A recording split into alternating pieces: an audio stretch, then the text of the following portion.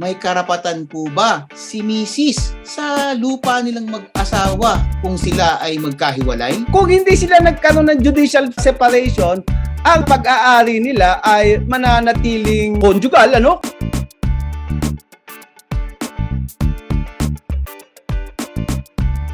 Magandang araw po sa inyong lahat at nandito na naman tayo sa Usapang Lupa na handog sa inyo ng Foundation for Economic Freedom. Ngayong araw po ito, ang pag-uusapan natin ay tungkol sa mga karapatan ng mag-asawa sa lupa at ibang ari-arian kapag sila ay nagkahiwalay. Nagkahiwalay po si Atty. Erwin Tiamson po ito at kasama ko po uli si Atty. George Katigba. Simulan na po natin. Ito po ang unang katanungan. Atty. Erwin, may karapatan po ba si Mrs. sa lupa nilang mag-asawa kung sila ay magkahiwalay? Ang mahalagang salita dito ay judicial separation of property. Ano? Kailangan, kung nagkahiwalay sila, ay nagkaroon sila ng judicial separation.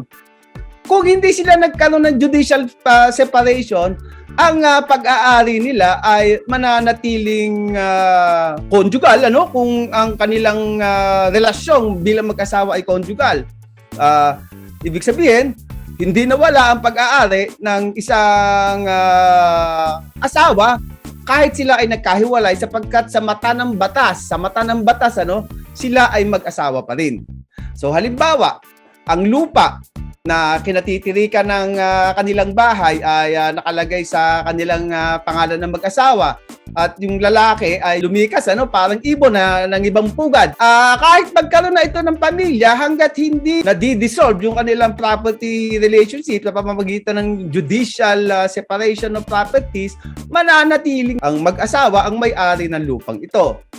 Ngayon, Atty. George, ano ba itong judicial separation na to? Yan pong judicial separation ng mga property o paghihiwalay ng mga ari-arian ng mga lupa ay yan po ang proseso kung saan pumupunta po sa korte o dumudulog sa korte ang mag-asawa upang paghati-hatian ang kanilang mga lupa. Ang korte po ang magdesisyon kung paano paghihiwalayin ang mga ari-arian ng mag-asawa. Ito pong prosesong ito ay maaring voluntaryo o maaari namang sa pilitan sa isang partido kung siya ay hindi pumapayag.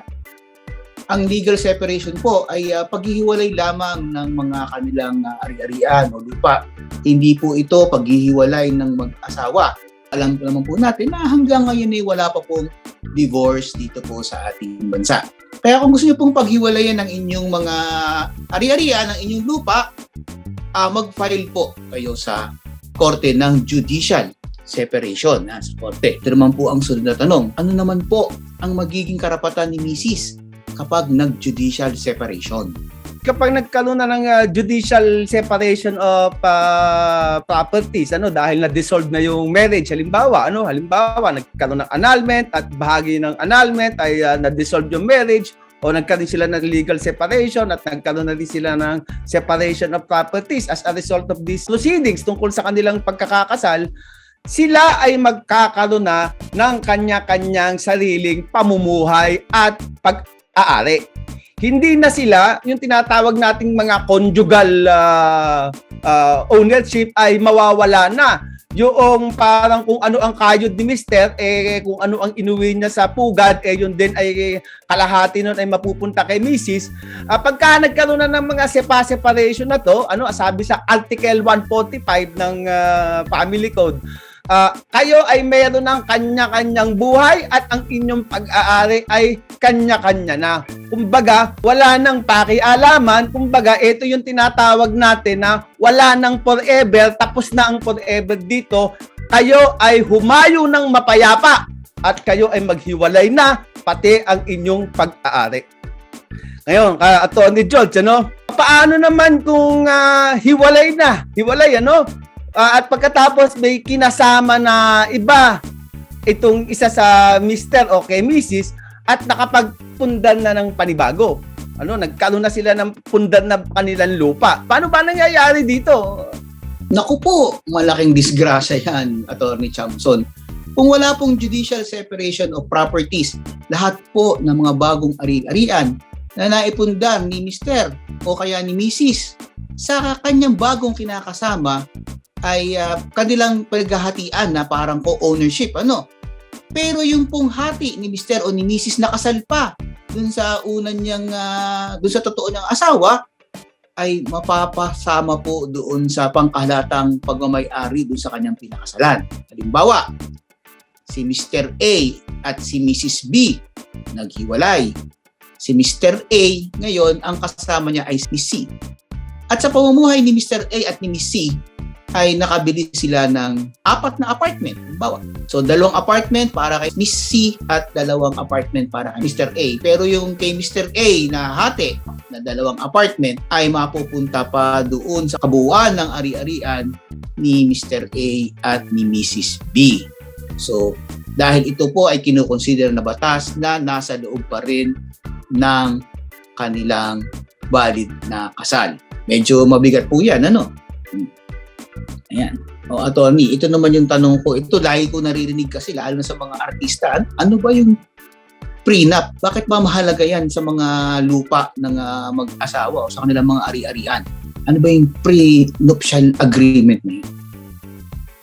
Attorney George, nayanig ako dun sa sagot mo kanina, no? Parang mathematical pa pala yung pagka nakisama ka, nagkaroon ka ng relasyon sa labas ng inyong kasal. Yung prenuptial ito, sa pagkahalimbawa, medyo mamahaling tao ka, medyo sikat ka. Halimbawa, sikat ka, mayaman ka, meron ka ng pagpalagay natin na 200 o 500 million, pagkatapos, yung aasawahin mo, ay pagpalagay natin medyo pobre ibig sabihin zero may 500 billion ka tsaka merong ang asawa mo zero. Sa ganito para mabuo lang yung pag-ibig kasi gusto niyo mag-asawa kaya nga lang syempre madami nang kumokontra diyan dahil kasi bakit ka papatol sa pobre. Ito ang instrumento na ginagamit, yung pre-nuptial.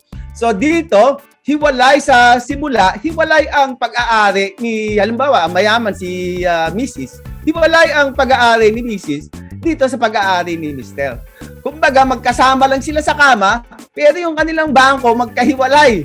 Yung natitirang 0.03% ng ating mga kababayan, yung mga talagang mga super yaman na nakapag-asawa ng kulang din, ito ay nagkakaroon ng prenuptial agreement. Ayun, Atty. George, maari bang baguhin naman ang nilalaman halimbawa ng marriage settlement, kung nagkaroon sila ng ganito mga marriage settlement, mga prenuptial na yan, pwede bang baguhin yon?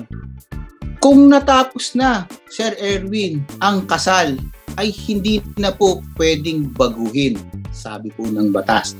So kung ano na po yung naisulat at nairehistro sa opisina ng civil register, hindi na po pwedeng baguhin ang laman o ang mga kondisyones ng kanilang marriage settlement.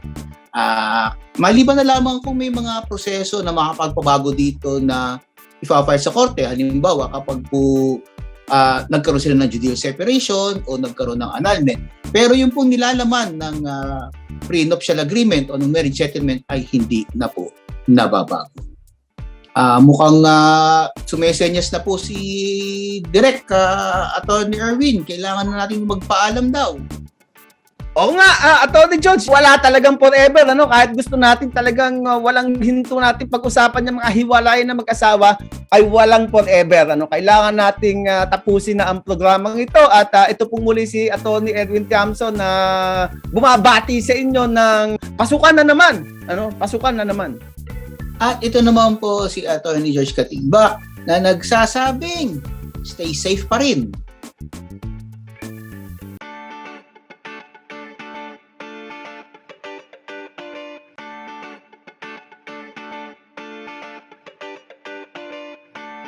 Para sa updates at previous episodes, i-like ang Support to Agri-Free Patent Reform Act RA 11231 Facebook page.